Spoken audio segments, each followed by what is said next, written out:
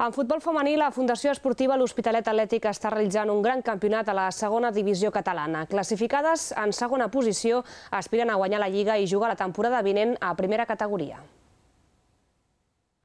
La Fundació Esportiva L'Hospitalet Atlètic compta amb un equip de moltíssima qualitat. En 15 jornades disputades han guanyat 11 enfrontaments, han empatat 3 i només han caigut derrotades una vegada, precisament contra el líder i a principi de la Lliga. Les noies de la Fundació practiquen un futbol alegre, ofensiu i molt contundent en defensa quan és necessari. Prova d'això és que acumulen 78 gols a favor i 22 en contra.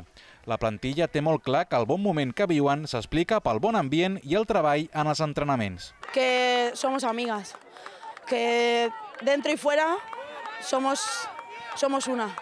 Nos podemos gritar, pero en cuanto llegamos al vestuario, les coses siguen com antes. Una altra cosa, la clau de l'èxit, el treball.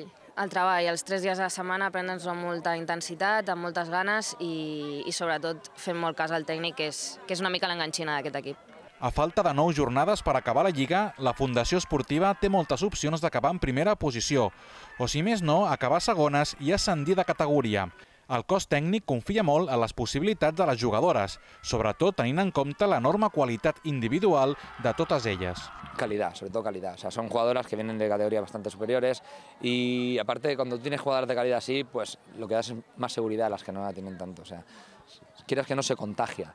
Y cuando ven que son jugadoras que se comprometen, que se esfuerzan, que empujan en el equipo, que lo llevan arriba, pues claro, todo esto se contagia. Es todo un boom que va yendo de jugadora en jugadora y todo va mejor. El proper partit de Lliga tindrà lloc el diumenge 8 de març, quan la Fundació Esportiva L'Hospitalet Atlètic rebi a casa els Monjos, un equip de la mitja taula.